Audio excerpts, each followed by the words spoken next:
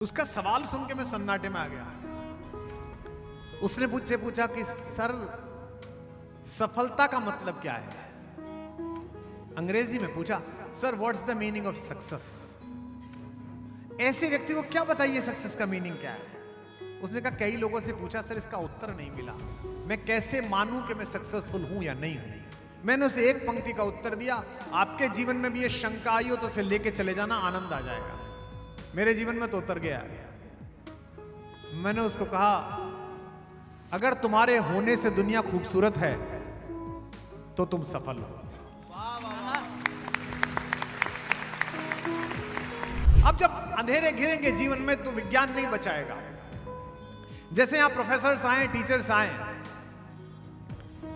Edison bulb बना सकता है जिसमें प्रकाश हो जाए। प्रकाश सब एडिसन के बल्बों का है। दुनिया का कोई एडिसन एक ऐसा बल्ब नहीं बना सकता जिसे एक बल्ब से दूसरे को स्पर्श करा दो तो ज्योति जग जाए। ये केवल गुरु नामक दीपक है जिससे हजारों लोग जीवन भर में मिलते हैं और उनके अंदर ज्योति पैदा हो जाती है, प्रकाश पैदा हो जाता है। तो जब जब जीवन में अंधेरा गिरेगा, जब जब कष्ट गिरेगा, तब तब ये राम कथा की इम्यूनिटी काम आएगी। तो तुम्हारा तो केवल सिलेक्शन ही नहीं हुआ, तुम तो केवल एक एग्जाम में फेल हुए, तुम तो केवल एक चुनाव में हारे, तुमको तो एक बार टिकट ही नहीं मिला, तुम्हारा तो एक शेयर ही नीचे गिरा। लेकिन जिसके जीवन से सब कुछ छीन लिया गया, एक रात्रि में ही राज्याभिषेक से वनवास की यात्रा तय कर दी गई, उसे एक व्यक्तित्व ने बिना किसी चमत्कार के इस देश को प्रभुता संपन्न कैसे किया, यह राम की कहानी बताती है। पहला प्रश्न हर्ष का है जो दिल्ली से प्रश्न पूछ रहे हैं। दिल्ली में बहुत लोग प्रश्न पूछते हैं। एक तो पूरा विश्वविद्यालय जो प्रश्न ही पूछता रहता है, लेकिन ये अच्छे हैं, पता नहीं कहां पढ़ते हैं। उन्होंने लिखा, मैं कल का सत्र लाइव देख रहा था, फिजिक्स में पीएचडी कर रहा हूं। हम जैसे विद्यार्थियों का मूल धर्म क्या है? सिर्फ मन लगाकर अपने अध्ययन करना या आध्यात्मिक चीजों में रुचि लेना। यह इसलिए पूछ रहा हूं कि मन में कुंभ में प्रयाग आने का द्वंद्व है। कभी लगता है जाना चाहिए, फिर कभी चिंता होती है कि मेरा कोर्स पिछड़ जाएगा, विद्यार्थी धर्म के लिए क्या उचित होगा, क्या करूं। अब मैं ये भी नहीं कह सकता कि तुम आ जाओ, पता पड़ा तुम्हारे पिताजी पीछे पड़ गए कि लड़का बुला लिया। लेकिन कुंभ इसलिए आओ हर्ष कि कुंभ एक धार्मिक उत्सव नहीं है, कुंभ इस देश को जानने का स्वर्णिम अवसर है।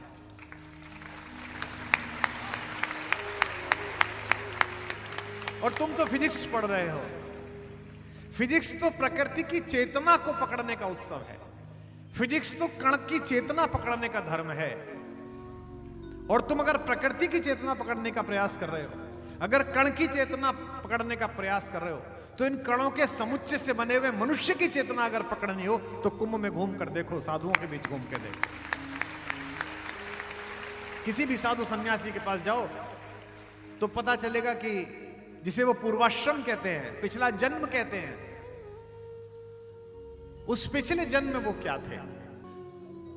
एक राजा के घर चोरी हो गई, बड़ा बहुमूल्य सोना चुरा लिया चोर ने। राजा को सूचना मिली कि चोरी हो गई। राजा गुप्तचरों के साथ वहां गए, देखा खजाने की तरफ से जाते हुए पैरों के निशान हैं। राजा ने कहा इन पैरों के निशान का पीछा करो, इनके पीछे पीछे जाओ, वहीं चोर मिलेगा। राजा भी स्वयं वेश बदलकर सिपाहियों के साथ सम्मिलित हो गया। चोर तेज गति से भागा था। प्रयाग के आसपास कहीं चोरी हुई थी, कुंभ का मेला लगा हुआ था। वो एक महात्मा के आश्रम में घुस गया। उसे लगा यहां पकड़ना मुश्किल होगा। महात्मा प्रवचन कर रहे थे, सामने पीछे बैठ गया। महात्मा ने प्रवचन प्रारंभ किया। महात्मा ने कहा, गीता कहती है कि तू अपने कर्मा का उत्तराधिकारी नहीं है, जो तूने कर्म किए वो तेरा है ही नहीं, इसकी प्रेरणा कहीं और से आई है। इसलिए शीतोष्ण सुख दुखे च लाभा लाभू जया जो कष्ट मत पालना। ये कर्म तो किसी और चेतना से हुए हैं। इससे पहले चोर वो सोना कहीं छुपा चुका था। पर हां, उसने कहा कि जो तूने कर्म किए हैं वो अच्छे किए हैं, बुरे किए हैं, उसके अनुसार तेरा निर्णय अवश्य होगा। तेरा, तेरी पीढ़ियों का, तेरे अगले जन्मों का निर्णय होगा कि तुझे कष्ट सहना है कि आनंद सहना है, आंतरिक आनंद मिलेगा कि कष्ट मिलेगा। चोर का अंतर्मन बदलना प्रारंभ हो गया। सिपाहियों ने भी पहचान लिया कि चोर वहां बैठा है। क्योंकि वे पदचिन्ह वहीं तक गए थे जहां चोर अकेला बैठा था। प्रवचन समाप्त हुआ तो भीड़ भीड़ उठने लगी, दिखाई नहीं दिया कोई किसी को। तो चोर साधु के चरणों में गिर गया, बोला प्रभु जीवन बदल दिया आपने, आज तक बड़ा पाप कर्म किया, अब संन्यास्त होना चाहता हूं, साधु होना चाहता हूं। साधु ने एक गंगा जल हाथ में दिया, बोला कर संकल्प, कर अपना तर्पण और कहे कि ये प्राण मेरे नहीं, ये शरीर मेरा नहीं, मेरा कोई रिश्तेदार नहीं। संकल्प कर लिया। इस बीच भीड़ चलती रही, दिखाई नहीं दिया चोर गुप्तचरों को, राजा को। वस्त्र बदल दिए चोर के, अब वो साधु हो चुका है, नया नाम मिल गया, गुरु मिल गया, घराना मिल गया, अखाड़ा मिल गया। अपने मंत्र का जाप करता हुआ बाहर की तरफ निकला तो गुप्तचरों ने पकड़ लिया, राजा के सम्मुख प्रस्तुत किया कि राजा से कहा ये चोर है। राजा ने कहा मूर्ख हो तुम, ये साधु है, उस आश्रम का साधु है, कैसी गलत बात करते हो। एक साधु पर आरोप लगाते हो, मैं तुम सबको दंडित करूंगा, तुम सबकी नौकरी बर्खास्त, तुमको जेल में डाल दूंगा। चोर पकड़ नहीं पाए, साधु पकड़ लाए, बदमाश कहेंगे। लेकिन चोर तो साधु हो चुका था, असत्य की रक्षा कैसे करे, सत्य के साथ चलने का प्रण लिया। उसने कहा महाराज क्षमादान हो, ये सही कह रहे हैं, मैं चोर हूं। राजा ने सोचा साधु का मन है, सिपाहियों को बचाने के लिए झूठ बोल रहा होगा। राजा ने कहा महाराज आप चिंता मत करिए, मैं इन्हें सजा नहीं दूंगा, पर मैं जानता हूं आप चोर नहीं हो। साधु ने कहा मैं ही चोर हूं। बोले आप तो साधु हैं। बोले मैं पिछले जन्म का चोर हूं, आपका सोना मैं ही लेकर गया था। राजा ने कहा महाराज सोना लेकर गए थे तो कहां है। बोले वहां जंगल में छोड़ आया हूं। तो बोले छोड़ आए तो किसी को बता ही देते, इन्हीं को बता देते।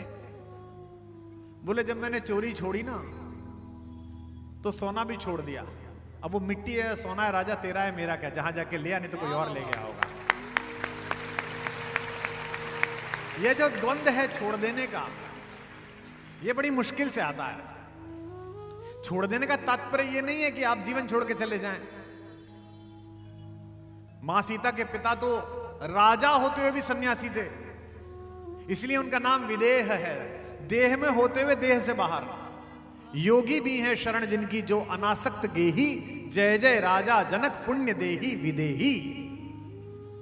बहुत सारे लोग होते हैं जिनमें साधुता आने के बाद, संन्यास्त भाव आने के बाद भी आकर्षण बचा रह जाता है, और बहुत सारे लोग होते हैं जो घर में रहते हुए भी उस आकर्षण से बाहर रहते हैं। तो ये जो छोड़ देने का निर्णय है ये मुश्किल है, लेकिन ये एक पल में होता है। तार्किक बुद्धि की एक सीमा है, एक जगह आती है जहां तर्क समाप्त हो जाता है। तो हर्ष तुम्हारी फिजिक्स केवल पदार्थ का गुणधर्म बताती है, लेकिन मनुष्य का गुणधर्म वह कुंभ बताएगा। डॉक्टर अवसाद का इलाज कर सकता है, दवाई दे सकता है। क्या दवाई देता है डॉक्टर? डॉक्टर आए होंगे, मैं उन्हें आभार व्यक्त करता हूं, आप मनुष्यता की चिंता करते हैं, लेकिन क्या देता है? स्ट्रेस रिलीव हो जाए, मसल्स रिलीव हो जाए, दिमाग थोड़े दिन समय के लिए ट्रैंक्विलिटी में आ जाए, ड्राउजीनेस खत्म हो जाए, यह शरीर का इलाज है, आत्मा का कौन करेगा? कोरोना के दौरान इम्यूनिटी की चर्चा हुई थी, ये खाओ तो इम्यूनिटी बढ़ेगी, अश्वगंधा खाओ तो इम्यूनिटी बढ़ेगी, मूसली खाओ तो इम्यूनिटी बढ़ेगी। ये सारी दवाएं और तुम्हारी फिजिक्स शरीर की इम्यूनिटी को बढ़ा सकती हैं, लेकिन आत्मा की इम्यूनिटी तो राम की कथा बढ़ाती है, राम का किस्सा बढ़ाता है।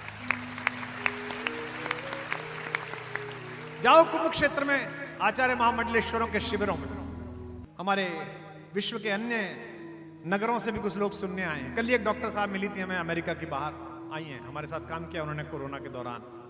ये कौन लोग हैं? सबसे बड़ी, इन्होंने सब कुछ पा लिया, इसके बाद भी एक बेचैनी है, उसकी शांति इसी कुंभ में है। क्यों? क्योंकि तुम्हारी फिजिक्स भी यही सिखाती है कि कोई भी कण ऐसा नहीं है जो दूसरे कण को आकर्षण से खींच ना ले, लेकिन तुम्हारे कण का नाभिक बहुत छोटा है। अगर एक कण के नाभिक के खुलने से इतनी ऊर्जा निकलती है कि विश्व भर में प्रकाश जल सकता है, तो अगर किसी संत के हृदय का नाभिक खुल गया तो उसमें से कितना प्रकाश निकल सकता है, कितनी ऊर्जा निकल सकती है, क्या पता। अन्यथा पैसा कमाने से, शक्ति कमाने से शांति नहीं आ रही है। बेचैनी तो सबकी है, हमारी भी है, आपकी भी है। सांसों की सीमा निश्चित है, इच्छाओं का अंत नहीं है। जिसकी कोई इच्छा ना हो ऐसा कोई संत नहीं है। संत की भी इच्छा है, संत मोक्ष चाहता है, भगवान के दर्शन चाहता है, हमारी भी इच्छा है, आपकी भी इच्छा है। हैदराबाद जा रहा था मैं, 1A मेरी सीट थी, 1A 1F। मैं जाकर बैठा तो किताब कोई लेके चलता हूं ताकि पढ़ता चलूं, तो एक 30-32 साल का सुदर्शन युवक बैठा हुआ था, 6 फीट का गोरा चिट्टा। वो मुझे देखते ही खड़ा हो गया। अरे सर, आपके दर्शन, मैं तो आपको बहुत सुनता हूं सर, मैं बहुत दिन से कोशिश कर रहा था आपसे मिलूं। मैंने आपके ऑफिस में फोन भी किया था, मैंने मेल भी किया था। मुझे लगा 2-2.5 घंटे की यात्रा है, ये बहुत बातें करेगा। मैंने कहा जी बहुत कृपा, बहुत कृपा। तो मैं किताब पढ़ने लगा। वो सभ्य बालकों की तरह चुप बैठ गया। फिर बीच में कॉफी आई, मैंने किताब बंद कर दी। अब उसका साहस जगा। उसने मुझसे पूछा, सर एक जिज्ञासा थी, बहुत दिन से कोशिश करता था आप मिलेंगे तो आपसे पूछूंगा। कई लोगों से पूछी लेकिन शांत नहीं हुई। तो मैंने पूछा, अच्छा बताता हूं, पर आप अपना परिचय दीजिए, आप कौन है? बोले साहब मैं इंजीनियर हूं और मैं खड़गपुर IIT से पढ़ा हूं, आप मेरे आए थे प्रोग्राम करने। मैंने कहा कहाँ नौकरी करते हैं? नौकरी नहीं करते सर, हमारी अपनी कंपनी है, हैवी मशीनरी बनाते हैं। तो मैंने कहा अच्छा, कैसी हैवी मशीनरी बनाते हैं? बोले सर वो जैसे समुद्र में ऑप्टिकल फाइबर डालने वाली मशीन बनाते हैं, और भी कई मशीन बनाते हैं। 20 मीटर डाया का पेड़ 20 फीट नीचे खोद के उठाने की मशीन बनाते हैं। अभी इजराइल को हमने 500 करोड़ की मशीन दी है। अब जब उसने कहा इजराइल को दी है तो मैं जागा, क्योंकि जो दुनिया को दे रहा है ज्ञान वो उसको इसने दिया। तो मैंने कहा तुम्हारी कंपनी है? कह रहे हाँ सर, हम 3 पार्टनर हैं, तीनों एक साथ पढ़ते थे, पहले टाटा में नौकरी की, अब अपनी कंपनी खोल ली है 4-5 साल से। तो मैंने कहा कितना टर्नओवर है? तो शर्माया, बोला सर ऐसे ही थोड़ा सा 3600 करोड़ का है, स्थिरता आ गई तो इस साल 5000 करोड़ कर लेंगे, ऐसा उसने बोला।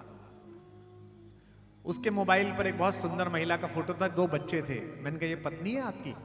बोले हाँ सर, ये IIM में मिली थी मेरे को अहमदाबाद में, मैं जम्मू का हूं, ये दिल्ली की है और फला मल्टीनेशनल की इंडिया प्रेसिडेंट है।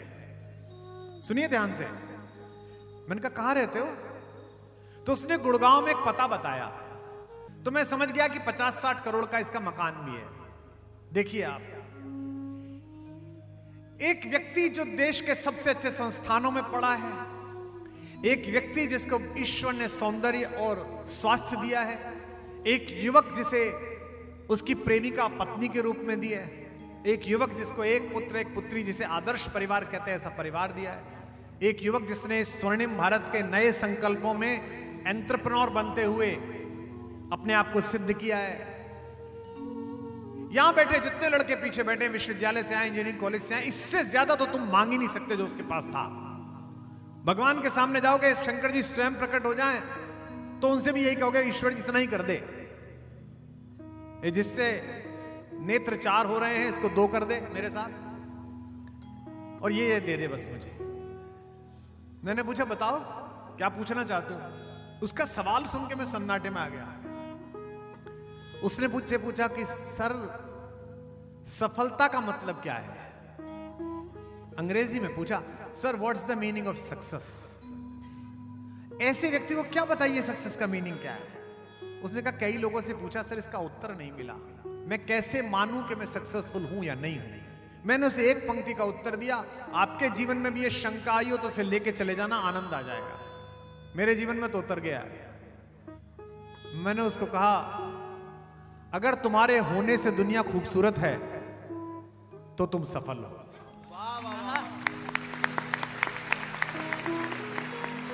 और अगर तुम्हारे होने से दुनिया बदसूरत है तो तुम असफल हो। उसने मुझसे पूछा दुनिया कितनी दुनिया? मैंने कहा बाह भर दुनिया, परिवार भर दुनिया, कॉलोनी भर दुनिया, शहर भर दुनिया, दुनिया भर दुनिया। जिन लोगों के होने से दुनिया बदसूरत हुई वे विजेता भी थे लेकिन याद नहीं किए जाते। मैं जर्मनी गया था, 2-3 बार गया हूं, इस बार फिर गया था 4-5 दिन के लिए बर्लिन। जब भी कोई जर्मन आदमी मिलता है कान में चुपचाप पूछता हूं उससे, what do you think about Hitler? बड़ा विजेता था, बड़ा जबरदस्त जलवा कर लिया था, दुनिया के नक्शे बदल दिए थे। जर्मनी का आदमी वितृष्णा से कहता है Germany is not about Hitler. नाम नहीं रखते लोग हिटलर का। अब जब अंधेरे घिरेंगे जीवन में तो विज्ञान नहीं बचाएगा। जैसे यहां प्रोफेसर्स आए, टीचर्स आए, एडिसन बल्ब बना सकता है जिसमें प्रकाश हो जाए। प्रकाश सब एडिसन के बल्बों का है। दुनिया का कोई एडिसन एक ऐसा बल्ब नहीं बना सकता जिसे एक बल्ब से दूसरे को स्पर्श करा दो तो ज्योति जग जाए। ये केवल गुरु नामक दीपक है जिससे हजारों लोग जीवन भर में मिलते हैं और उनके अंदर ज्योति पैदा हो जाती है, प्रकाश पैदा हो जाता है। तो जब जब जीवन में अंधेरा गिरेगा, जब जब कष्ट गिरेगा, तब तब ये राम कथा की इम्यूनिटी काम आएगी। तो तुम्हारा तो केवल सिलेक्शन ही नहीं हुआ, तुम तो केवल एक एग्जाम में फेल हुए, तुम तो केवल एक चुनाव में हारे, तुमको तो एक बार टिकट ही नहीं मिला, तुम्हारा तो एक शेयर ही नीचे गिरा, लेकिन जिसके जीवन से सब कुछ छीन लिया गया, एक रात्रि में ही राज्याभिषेक से वनवास की यात्रा तय कर दी गई, उसे एक व्यक्तित्व ने बिना किसी चमत्कार के इस देश को प्रभुता संपन्न कैसे किया, यह राम की कहानी बताती है। दो शब्द हैं अलग अलग हर्ष बाबू, एक चेतना और एक चिंतन है। चेतना वैज्ञानिक रखो और चिंतन आध्यात्मिक रखो। चेतना तो प्रतिपल की है ना, ये गर्मी लगी, ये जाड़ा लगा, गर्मी लगी तो ठंडे की तरफ जाओ, जाड़ा लगा तो गर्मी की तरफ जाओ, जाड़ा लग रहा है तो ये हीटर जला लो, गर्मी लग रही है तो एसी चला लो, ये चेतना है। लेकिन चिंतन कि इसके शीतोष्ण सुख दुख में भगवान के प्रति कृतज्ञ कैसे रहें। और तीसरी बात फिर कह रहा हूं इस बच्चे के लिए जिसने दिल्ली में पूछा, जो सुनना होगा, चेतना वैज्ञानिक रखो, चिंतन आध्यात्मिक रखो और चिंता शून्य रखो, बिल्कुल शून्य, कुछ करना ही नहीं। और ये चिंता शून्य कब होगी? जिस दिन भगवान पर यह भरोसा हो जाएगा कि वो है, जिस दिन ईश्वर पर यह भरोसा हो जाएगा कि पीछे है। आस्तिकता का प्रश्न नहीं है, नास्तिकता का प्रश्न नहीं है। प्रकृति पर भरोसा करो, स्वयं के पुरुषार्थ पर भरोसा करो, अपने परिवार के संस्कार पर भरोसा करो, लेकिन इस पर भरोसा करो जो है ही नहीं आपका, तो फिर क्या करना? पैसे पे भरोसा कर लिया, इसका क्या करना भाई?